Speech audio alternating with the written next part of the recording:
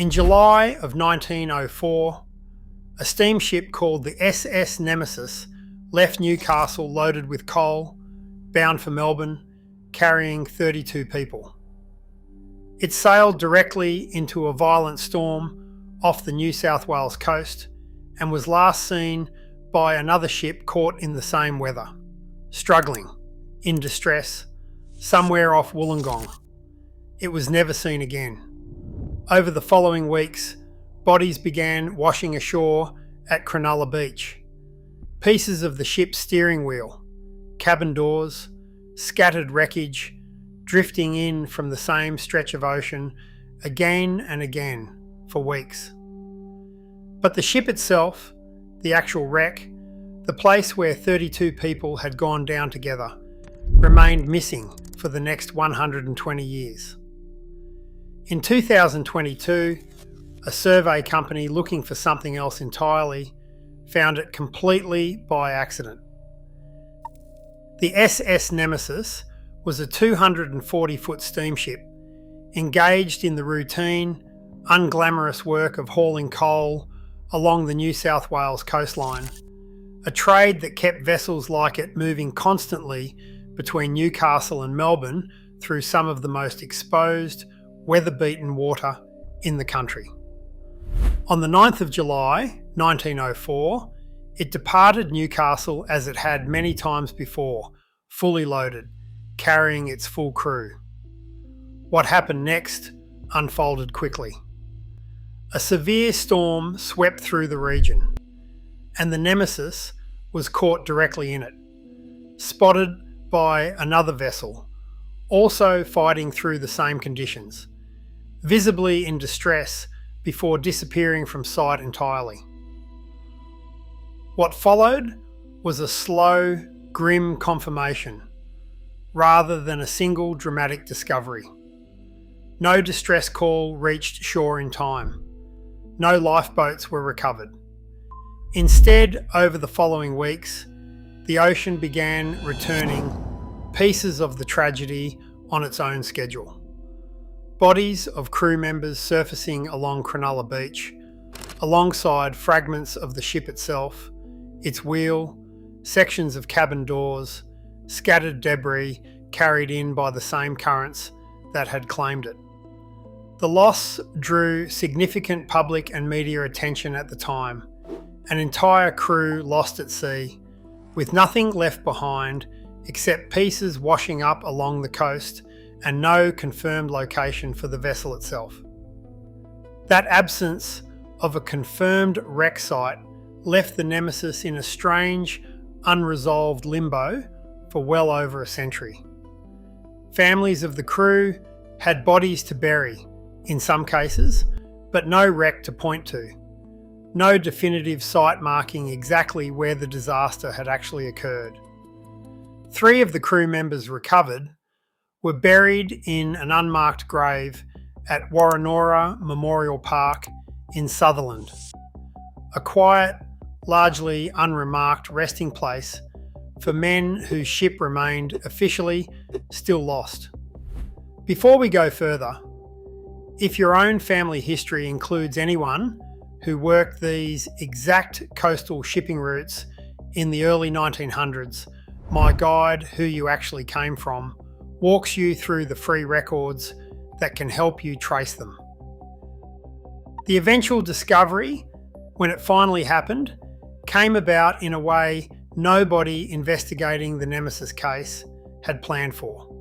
In 2022, a company called Subsea Professional Marine Services was conducting underwater survey work off the coast of Sydney, searching specifically for lost shipping containers that had gone missing from a completely unrelated incident. During that search, sonar picked up an unexpected wreck sitting on the seafloor, roughly 26 kilometres offshore, at a depth of approximately 160 metres, far deeper and further out than most casual searches would typically cover. New South Wales heritage experts who had spent years quietly investigating and surveying stretches of ocean floor, hoping to eventually locate the missing ship, immediately suspected the newly found wreck might be the Nemesis.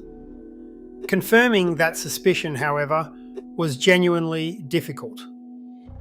The wreck's location, far offshore in deep water with strong currents, made detailed underwater investigation considerably more complicated than surveying a wreck sitting in shallower, calmer conditions closer to shore. Additional underwater imagery, captured with support from the Commonwealth Scientific and Industrial Research Organisation, eventually provided the level of detail needed to properly confirm the vessel's identity, matching distinctive structural features against historical photographs and technical sketches of the Nemesis that had survived in archival records. The wreck itself, once properly surveyed, was found remarkably undisturbed, sitting exactly where it had gone down more than a century earlier, essentially untouched by salvage or disturbance during the entire period of 120 years, when nobody knew precisely where to look for it.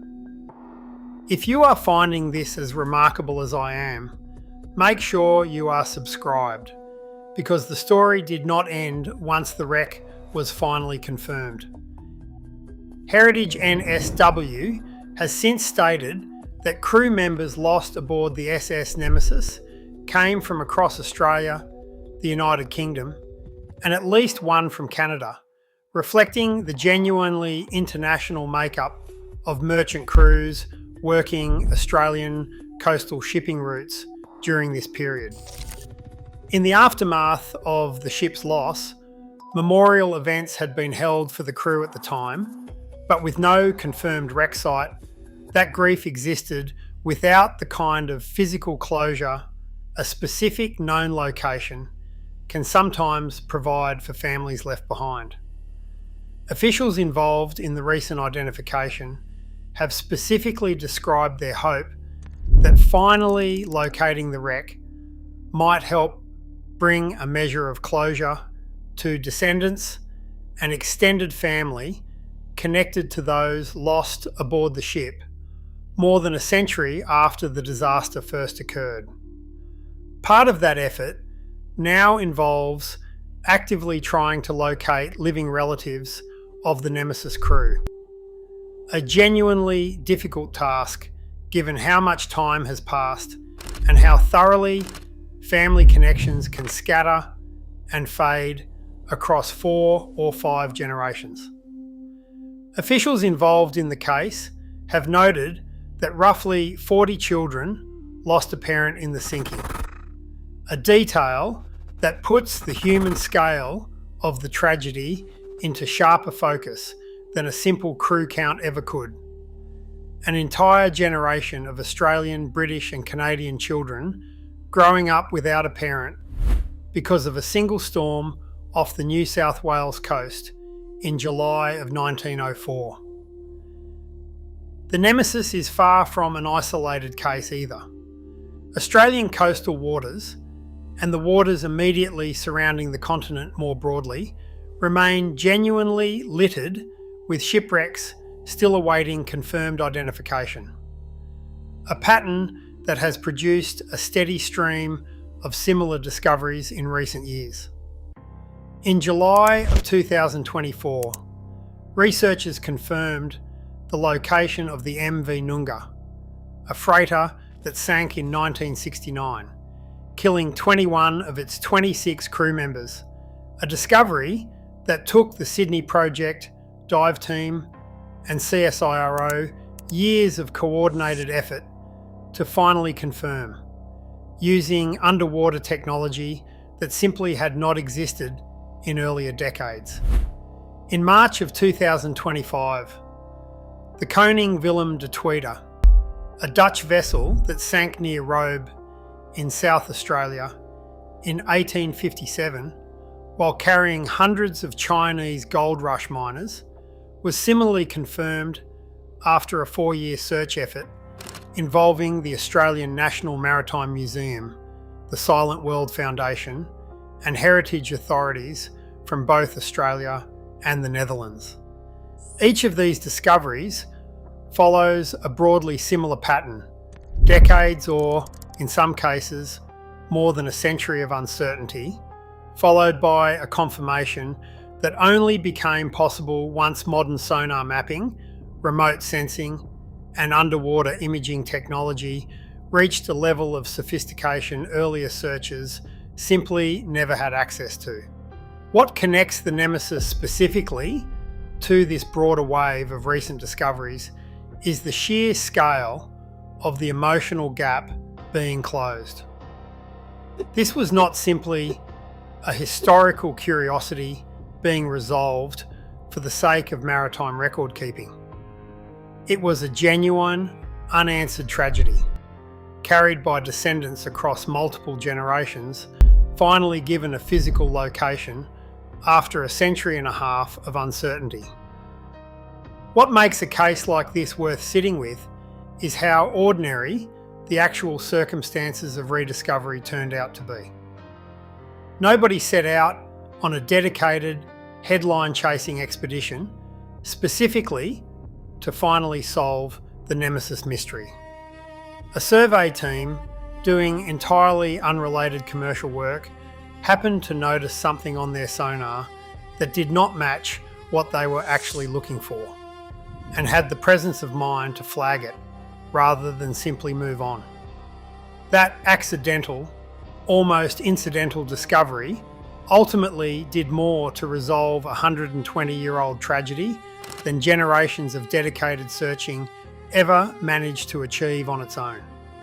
Somewhere off the coast near Wollongong, roughly 160 metres beneath the surface, the wreck of the SS Nemesis now sits fully identified, its location formally confirmed, its story finally connected back to an actual, physical place rather than existing only in newspaper archives and a handful of unmarked graves. For the families still being located, descendants who may not even know their own connection to a ship that sank generations before they were born. That confirmation offers something that simply did not exist for the previous 120 years. A definite answer to a question that had, until very recently, no answer at all. The technical challenge involved in finally confirming the wreck's identity deserves more attention than it usually receives in a story built primarily around loss and rediscovery. Deep water surveys of this kind require considerably more than simply pointing sonar equipment at the seafloor and waiting for a result. At a depth of 160 metres, sitting 26 kilometres offshore, the Nemesis sat well beyond the range most recreational or amateur search efforts could ever hope to properly investigate, requiring the kind of specialised commercial grade equipment typically reserved for industrial survey work rather than historical research. That is precisely why the discovery happened the way it did, not through a team specifically funded and equipped to search for a missing shipwreck, but through a commercial operation already carrying exactly the right equipment for an entirely different task. Equipment that happened to be sensitive enough to notice something on the seafloor that did not match what they were actually looking for. Confirming the wreck's identity once it had been located involved its own careful process of historical detective work. Heritage NSW researchers needed to cross-reference the physical dimensions, structural layout, and visible features of the newly discovered wreck against surviving historical photographs, technical drawings, and written descriptions of the Nemesis. A painstaking process of matching more than a century-old archival material against degraded, silt-covered wreckage sitting in near total darkness at significant depth. CSIRO's involvement proved critical to that process, providing the kind of high-resolution underwater imagery capable of capturing the level of structural detail needed to move the identification from a strong suspicion to a confirmed, defensible conclusion. That level of rigour matters considerably when the eventual outcome involves reopening contact with descendants who have spent generations with no reason to think about a great-grandfather or great-uncle lost at sea in 1904. Announcing a confirmed identification prematurely, before the evidence genuinely supported it, would risk causing exactly the kind of false hope or false closure that careful heritage investigation is specifically designed to avoid. The multi-year gap between the wreck's initial 2022 discovery and its eventual public confirmation reflects that same careful, deliberate approach, prioritising accuracy over speed, even once a promising lead had already been identified. The human scale of the original tragedy is worth returning to directly, since it is easy for a story like this to become dominated by sonar readings and survey techniques rather than the actual scale of what was lost. 32 people, drawn from Australia, the United Kingdom and Canada, died together aboard a single coal-carrying steamship on a routine coastal run between two Australian cities. Roughly 40 children lost a parent that same week, a detail that transforms an abstract historical shipwreck into something considerably more immediate. An entire scattered generation of Australian, British and Canadian families permanently reshaped by a single storm off the New South Wales coast, more than a century before any of them would learn exactly where their ancestors' final voyage had actually ended. Locating the actual living descendants of those 32 crew members presents its own genuinely difficult research challenge, one that mirrors the exact kind of work involved in tracing any family history stretching back more than a century. Surnames change through marriage. Families relocate across states and countries. Written records from 1904 were nowhere near as thorough or centralised as modern documentation, meaning heritage researchers attempting to identify and contact descendants must rely on exactly the same patchwork of historical newspaper archives, shipping records, and civil registration documents that anyone researching their own family tree would eventually need to work through. For a crew this genuinely international, spanning Australia, the United Kingdom and Canada, that search effort effectively spans 3 separate countries' worth of archival systems, each with its own distinct record-keeping conventions and access rules. That parallel is worth sitting with directly. The same research skills, and often the very same free government archives, capable of helping an ordinary Australian trace their own family history, back to a convict ancestor or a wartime service record, are precisely the tools heritage researchers are now using to try to reconnect the Nemesis crew with their own modern descendants. History like this rarely stays confined to museums and heritage department press releases. It surfaces unexpectedly in exactly the kind of research an ordinary family might undertake themselves, only to discover a direct, documented connection to one of the country's most significant recently solved maritime mysteries. For now, the wreck itself remains where it settled in 1904, undisturbed, except for the careful, deliberate survey work required to finally confirm what it actually was. Monitoring of the site is expected to continue, adding incrementally to the historical record surrounding both the ship and the disaster that sank it, even as the more personal search for the families and descendants still unaware of their own connection to this exact story continues quietly in the background, one archival record at a time.